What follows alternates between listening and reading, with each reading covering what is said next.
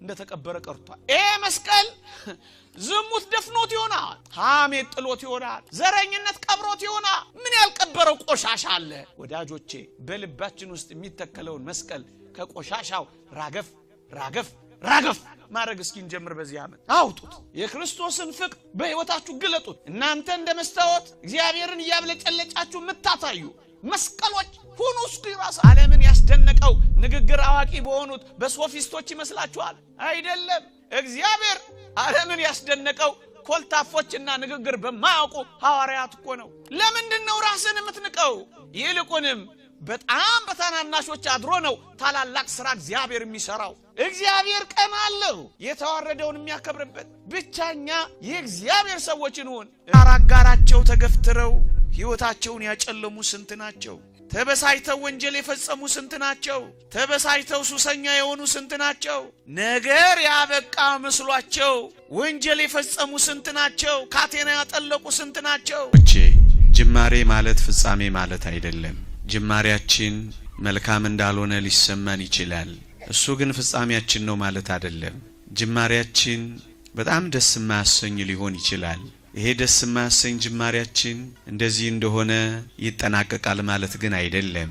ለዚህ ነው የነገሩን ፍጻሜ በትዕግስት እንድንጠብቀው የሚያስፈልገው። ወገኖቼ በቅዱሳት መጻሕፍት በእግዚአብሔርም ጥልቅ አሰራር እንደ ጅማሬው አያበቃም። ብዙ ነገሮችን ብትመለከቱ እንደተጀመረ ያበቃ ነገር የለም። ጠዋት በማለዳ አልቅሰው የጀመሩ በፍጻሜው ስቀው ይጨርሳሉ። የእግዚአብሔር ቃል ዘር ይዘው ያለቀሱ ወጡ ይልና ሲያበቃና ሲጨርስ ግን ነዷቸውን ተሸክመው እየዘመሩ ገቡ ይላል።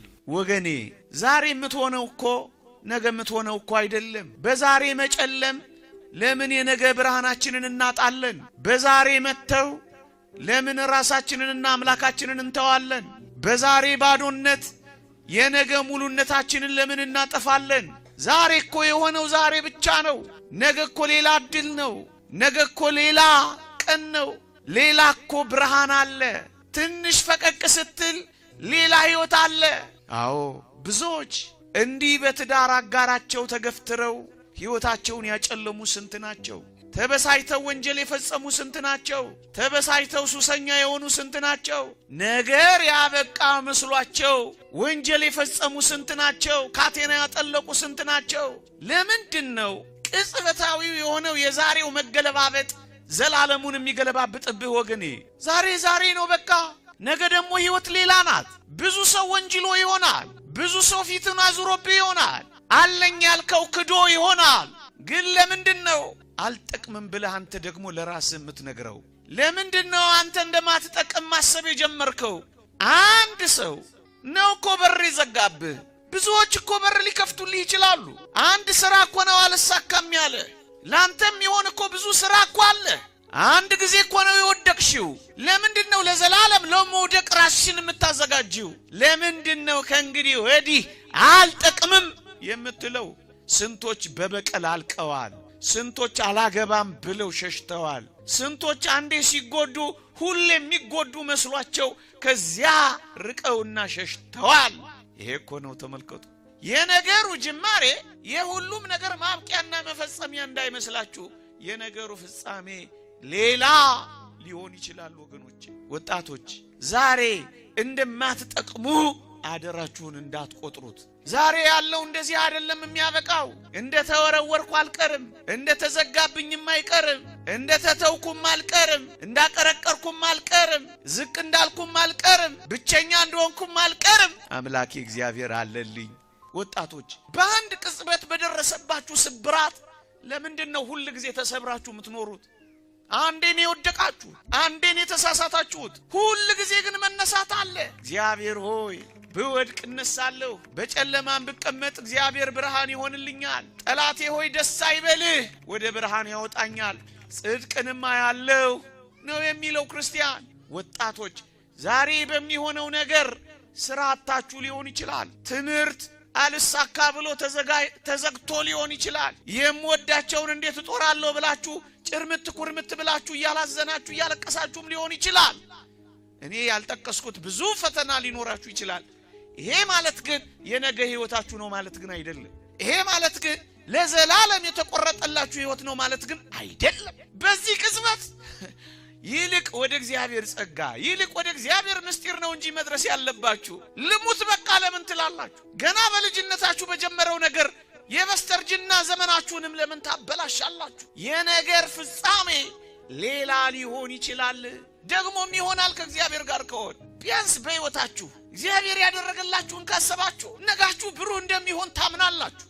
ምክንያቱም እግዚአብሔር ከኔ ጋር ነው ትላላችሁ። አብሮኝ ይወጣል፣ አብሮኝ ይገባል፣ እኔ ካንተ ጋር እሄዳለሁ አሳርፍህም አለው ብሎኛል ትላላችሁ። ምእመናን የህይወታችሁ ቁጥር 1 ዓላማ ምንድነው? ወገኖቼ የምድራችን ህልም ምንድነው? እዚህ የመኖራችን ዋና ዓላማ እኮ እግዚአብሔርን ደስ ማሰኘትና ማክበር እኮ ነው። ሌላ ምን ህልም አለ? ሌላ ምን ዓላማ አለ? ሌላ ምን ጉዞ አለ? ቅድሚያ የምትሰጡት ምንድነው ወገኖቼ? የህይወታችሁ ቅድሚያውን የሚወስደው ልዑል እግዚአብሔር ነው። በልባችሁ የተከላችሁት መስቀሉ ነው። ከእግዚአብሔር ጋር መኖር ነው። ዓላማችሁ ምንድነው ክርስቲያኖች? የዚህ ዓለም የመኖራችን ዓላማ እኮ እግዚአብሔር ነው። ሌላ ምን ዓላማ አለ? ከልጅ ማሳደግ በላይ፣ ከትዳር በላይ፣ ከምድር ሥራ በላይ አምልኮተ እግዚአብሔር ነው ዓላማችን። እግዚአብሔርን ደስ እያሰኙ መኖር ነው ስራችን። እስከ መቼ ድረስ ነው እግዚአብሔርን የምትፈልጉት? በልጅነትም በስተርጅናም በድህነትም በባለጠግነትም በረኝነትም በንግስናም በማግኘትም በማጣትም እግዚአብሔርን በመከራም በደስታም አምላኬ ነው ትላላችሁ። ዛሬ በሆነው ነገር አትበሳጭ፣ ዛሬ በሆነው ነገር አትድከም፣ ዛሬ በሚፈጠሩት ነገሮች እንደማንጠቅም አንቁጠር። እግዚአብሔር ከኛ ጋር ከሆነ ብዙ ተአምራትን ለመስራት ጊዜ አለን። ዛሬ የሆነው ለዛሬ ብቻ ስጠው በቃ። ይልቅ እንጠንክር፣ ይልቅ ለነገ ፍጻሜውን ገስግስ፣ ይልቅ እንዴት እንደምናልፈው፣ ይልቅ እንዴት እንደምንፈታው፣ ይልቅ እንዴት እንደምንሻገረው፣ ይልቅ ለነገ እንዴት እንደምንሰራ እየተዘጋጃችሁ ቆዩ። እመኑኝ ለየትኛውም ዘመን የተጣልን ብንሆን እግዚአብሔር ከኛ ጋር ከሆነ የምናበራበት ቀን ይመጣል። ዛሬ በስነ ምግባር ደካማ ሆነን ሊሆን ይችላል። ከእግዚአብሔር ጋር እንሁን፣ በጸሎት እንበርታ፣ በጾም እንታገል፣ ከልዑል እግዚአብሔር ጋር እንጣበቅ፣ ጠባ ለኪዳን መሸለ ቁርባን ሳንታክት እንገስግስ። ሁሌ ለወንጌል ለእግዚአብሔር ቃል ማዕድ ጊዜ ከሰጠን እመኑኝ ማሸብረቃችን፣ እመኑኝ አንድ ቀን ማብራታችን፣ እመኑኝ አንድ ቀን ማስደነቃችን አይቀርም። እግዚአብሔር እንደማይሰራብን ለምን ታደርጉታላችሁ? እግዚአብሔር እንደዚህ ነው የሚሰራው። በተናቀው በምናም ዓለምን ያስደነቀው ንግግር አዋቂ በሆኑት በሶፊስቶች ይመስላችኋል? አይደለም። እግዚአብሔር ዓለምን ያስደነቀው ኮልታፎችና ንግግር በማያውቁ ሐዋርያት እኮ ነው። ለምንድን ነው ራስን የምትንቀው? ይልቁንም በጣም በታናናሾች አድሮ ነው ታላላቅ ሥራ እግዚአብሔር የሚሰራው። እግዚአብሔር ቀን አለው የተዋረደውን የሚያከብርበት። ብቻኛ የእግዚአብሔር ሰዎች እንሁን። እመኑኝ እኛ እንሁን እንጂ እግዚአብሔር ሲያሳፍረን ታያላችሁ። አሁን ትልቁ ችግራችን ፍጻሜውን ሳናይ ከወዲሁ ስለምናቋርጥ ነው። የሁሉንም ፍጻሜ ተመልከቷቸው። በአማረ ሁኔታ ፈጽመዋል፣ በአስደናቂ ሁኔታ ጨርሰዋል። እንባችሁ ማይፍሰስ፣ ከፈሰሰም ለኃጢአትና ለንስሐ ብቻ ይሁን። እንባችሁ ከፈሰሰም ሰው ጥሎኛል፣ ዓለም እንዲህና እንዲህ አድርጎብኛል እያላችሁ አታላዝኑ አደራችሁን። ጌታ ሆይ አንተ ከኔ ፊትህን ለምን ትሰውራለህ እያላችሁ ብቻ አልቅሱ። እግዚአብሔር ፊቱን ከናንተ ካደረገ እመኑኝ ፍጻሜያችሁ ያምራል። ወገኖቼ ኦርቶዶክሳውያን አንድ ቀን የሚያገኘን አምላክ አለ፣ አንድ ቀን የሚያወጣን አምላክ አለ። በድካም አብዝተ፣ በጉስቁልና አብዝተ፣ በኃጢአት አብዝተ ተጥለን ሊሆን ይችላል፣ እንዳትረሱ። እግዚአብሔር ግን አንድ ቀን የቆሸሸውን የሚወለውልበት ቀን አለ፣ የጠቆረውን የሚያነጣበት ቀን አለ፣ የተጣለውን የሚያነሳበት ቀን አለ፣ የጠወለገውን የሚያለመልምበት ቀን አለ፣ የደከመውን የሚያበረታበት ቀን አለ፣ የተቀበረውን የሚያነሳበትና የሚያወጣበት ቀን አለ። እሱን ቀን ብቻ በተስፋ መጠበቅ። የእግዚአብሔርን የተስፋ ቀን ሳትጠብቁ አደራችሁን የራሳችሁን የተስፋ ቀን አታጨልሙ። አንተ እግዚአብሔር ምን ሊሰራብህ እንደሆነ ምን ታውቃለህ? ራስህን ለጽድቅ ደግሞም ለቅድስና አዘጋጅ እንጂ እግዚአብሔር ብዙ ሥራ እንዲሰራብን ያዘጋጀን እንደሆነ ምን እናውቃለን? ክርስቲያኖች እኛ ልዩ ለመሆን ነው የተፈጠርነው። ክርስቲያን የሚሆን ነው በጣም ልዩ። ለዚያ ራሳችሁን አዘጋጁ። ራሳችሁን ምንም እንዳይደል አድርጋችሁ መቁጠር ተዉ። ከጸጋ ወደ ጸጋ፣ ከኃይል ወደ ኃይል፣ ከክብር ወደ ክብር በመንፈሳዊነት እያደጋችሁ ለሌሎች ለማብራት ተዘጋጁ። ትጠቅማላችሁ።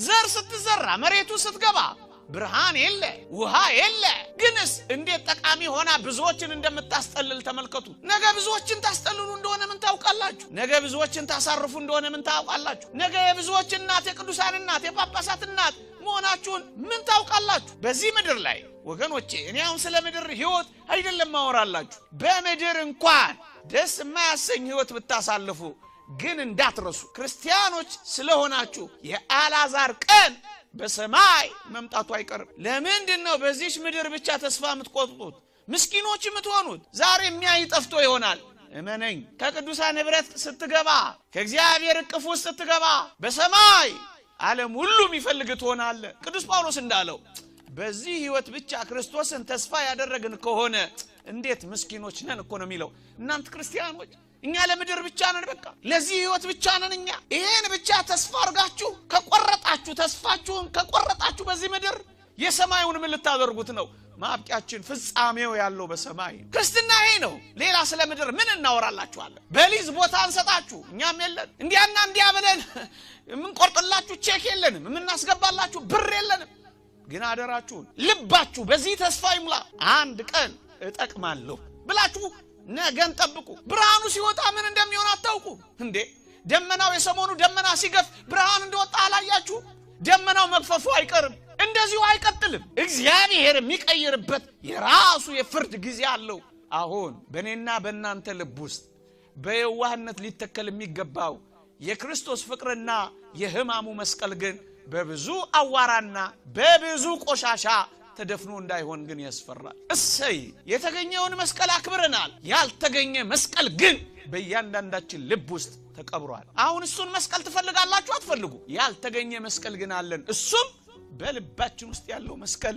እንደተቀበረ ቀርቷል ይሄ መስቀል ዝሙት ደፍኖት ይሆናል ሐሜት ጥሎት ይሆናል ዘረኝነት ቀብሮት ይሆናል ምን ያልቀበረው ቆሻሻ አለ ወዳጆቼ በልባችን ውስጥ የሚተከለውን መስቀል ከቆሻሻው ራገፍ ማድረግ እስኪን ጀምር በዚህ ዓመት አውጡት የክርስቶስን ፍቅር በህይወታችሁ ግለጡት እናንተ እንደመስታወት እግዚአብሔርን ያብለጨለጫችሁ ምታታዩ መስቀሎች ሁኑ እስኪ ራሳችሁ መልእክቱን ጭምር በሞቴ ባንገታችሁ እንዳንጠለጠላችሁት በልባችሁ አንጠልጥላችሁ ትኖራላችሁ ተገኘ ይያል መጥፋት ምንድነው አንዳንዴ ሴሬሞኒ ብቻ ነው የሚሆነው ተገኘ ይያል እየዘመርኛ መጥፋት እንዴት ያሳዝናል ደመራ እየለኮስንኛ መቃጠል በኃጢአት እንዴት ያሳፍራል ኦ መስቀሉ ይያል እየዘመር እኛ ያቆምንኛ መውደቅ እየደመርንኛ መበተን እንዴት ግርምብጥ ነው እንዴት ግራም ይገባ ነው ይሄ እኮ ነው የሚያሳዝነው በዓላችን በዓል ሆኖ እንዴት አድርጎ መሳከሪያችን ይሆናል አያችሁ መስቀል ስር እንጠፋለን መስቀል ስር እንቃጠላለን ደመራው ስር እንነዳለን ተገኘ ይያልን እንጠፋለን ይሄ ነው አሁን አሳፋሪና አስጨናቂ የሆነው ኦርቶዶክሳውያን እንጨከን መስቀሉ ተገኘ እንዳል አሁን እኛ እግዚአብሔር ይፈልገናል በንስሐ እንገኝ ወደ ህይወት እንምጣ የነገር ፍጻሜ ከመጀመሪያው ይሻላል አሜን